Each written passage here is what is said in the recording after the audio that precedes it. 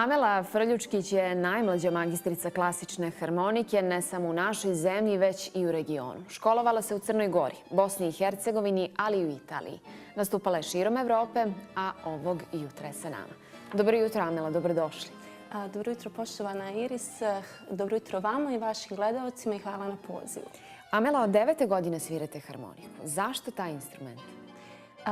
Jeste, dakle već nekih 14-15 godina sviram i ja isprva nisam željela da sviram harmoniku. Bila sam jako mala i onda sam mislila da je, ne znam, na primjer gitara ili violina ili klavir, da su to mnogo ljepši instrumenti za djevojčicu, ali kada sam ja došla na prijemni ispit, nastavnici su odlučili da trebam da sviram harmoniku, tako da sam ja nekako zapala da sviram harmoniku, što za danas kažem da je stvarno odlična stvar, jer možda da sam ja birala, ja bi izabrala nešto drugo i to onda I ne biste se možda ni ostvarili u tome kao što ste u ovoj? Pitanje, ali pošto ja stvarno volim svoj instrument i nekako ga stvarno stavljam na prvo mjesto iznad svih ostalih instrumenta, ja ne mogu sada sebe zamisliti kao, ne znam, violinistkinju ili pijanistkinju, ipak harmonika je za mene onako stvarno najbliža srcu. A da li svirate i neki drugi instrument? Sviram klavir zato što je još od srednje škole to je obligatni instrument, tako da sam imala to kao obavezan predmet i u srednjoj školi i na akademiji, tako da često znam ja onako sjesti za svoju dušu svirati klavir, ali naravno to je mnogo dalje od sviranja harmonike. Pa nama izgleda isto otprilike, ali vjerujem da je potpuno drugačije. Srednju muzičku školu završavate u Podgorici kao đak generacije. Koliko je važno to srednjoškolsko obrazovanje? Ono je jako bitno. Ja sam završila srednju školu za muzičke talente Andrija Navara ovdje u Podgorici u klasi sjajnog profesora Saše Markovića. U toj školi sam dobila vrsnu podlogu. I vjerujte, ja kada sam kasnije otišla na akademiju, ja nisam imala apsolutno nikakvih problema ni sa bilo kojim predmetom. Tako da vjerovatno je najviše zbog toga što sam naučila jako puno od svog tadašnjeg profesora harmonike. Meni je bilo mnogo lakše. Sad mnogi kažu da je kao akademija najbitniji možda neki period u obrazovanju jednog mladog muzičara. Međutim, meni je možda ipak ta srednja škola bila najbitnija i stvarno mislim da je najviše utjecala na mene. A koliko je teško donijeti odluku tako rano da uđete u svijet muzike? Da se bavite tim profesionalno? Pa ja sam imala 12 godina kada sam već rekla svojim roditeljima i nastavnici da ću da budem jednog dana akademska muzičarka ili harmonikašica. To je tada došlo spontano jer se meni to jako svidjelo. Međutim, naravno, okolina je tada mislila ti imaš samo 12 godina, kako ti možeš da znaš šta ćeš da radiš sa 24, na primjer, koliko imam tada. Ja sam tada u to ušla poprilično naivno, prateći samo srce onako kao dijete.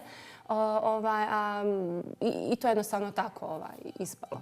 Nakon Podgorice, nakon srednje škole, idete u Sarajevo, ili tako? Jeste. Kada sam bila maturantica, tada sam dobila jako puno poziva sa brojnih akademija širom Evrope da nastavim svoje školovanje neke od tih institucija. Međutim, sklopu nekih ekonomskih okolnosti put me je nanio u Sarajevo. Tamo sam završila bachelor studij i bilo je stvarno divno. Tako da i dalje sam tamo jer završavam još jedan fakultet. Sada sam absolventica na politologiji, tako da sam i dalje u Sarajevu. U međuvremenu ste bili i u Italiji. Prvi dio magistarskih studija ste tamo završili. Jeste, prvi dio sam završila u Italiji, drugi u Sloveniji. U periodu 2016. do 2017. godine sam bila vani u inostranstvu. Imala sam stvarno veliku sreću da dobijem Erasmus plus i CMEPius stipendiju, tako da sam uspjela uraditi magistarski potpuno vani. Jedino što je urađeno u Sarajevu jeste bila ta finalna odbrana, odnosno koncert koji sam odsvirala u julu. I magistarske studije završavate kao dobitnica zlatne značke.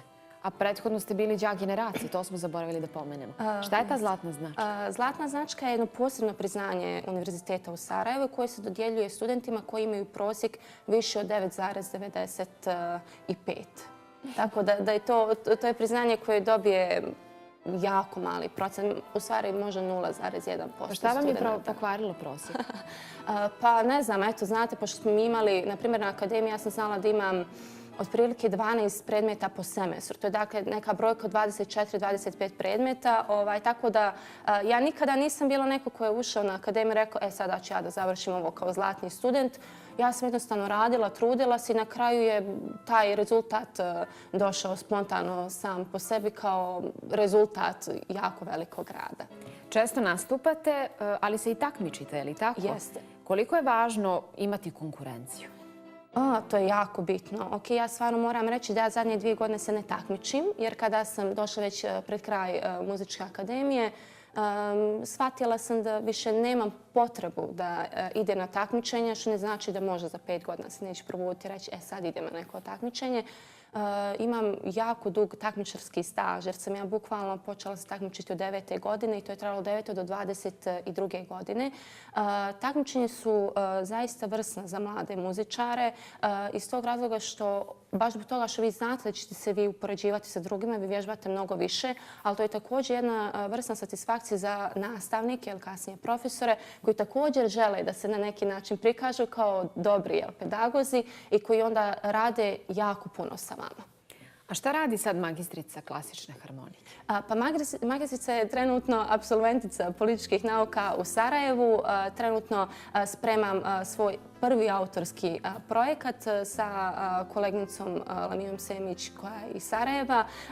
Radimo tradicionalnu muziku.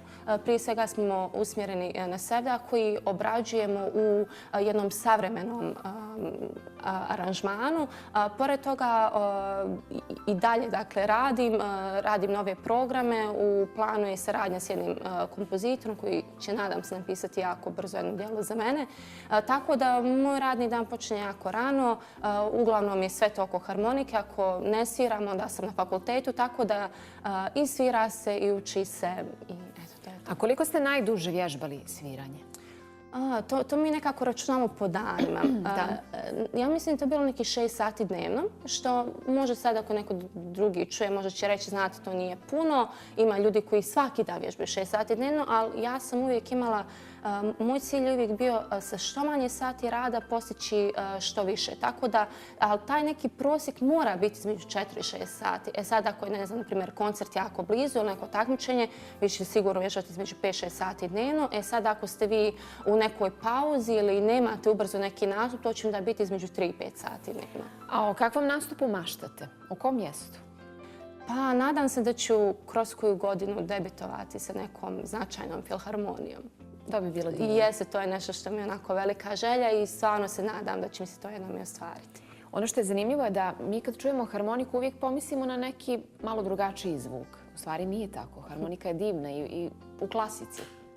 Pa jeste, nažalost, harmonika ima tu neku tradiciju, pogotovo u medijima, kao samo narodni instrument ili da bude čak jasnija folk instrument koji tamo svira na playback negdje pozadi. Iako ja jako volim tradicionalnu muziku kojom se bavim, uglavnom ljudi to povezuju samo sa tradicionalnom muzikom. Iz tog razloga što i možda umjetnička muzika ili ono što ljudi kažu klasična muzika nije jako bliska. Harmonika je instrument stvarno, ja kažem, to je instrument budućnosti i sadašnjosti. Može se bukvalno sve odsvirati na harmonici, počev, ne znam, od te tradicionalne muzike preko klasične do sjajnog džeza. Nevjerovatan je izvor svih mogućih žanrova i zaista se jako puno stvari može odsvirati na jako visokom nivou. Amela, hvala vam mnogo na ovom divnom gostovanju. Želimo vam mnogo sreće. Hvala puno i pozdrav vašim gledalcima i nadam se da ćemo imati priliku još da se družimo.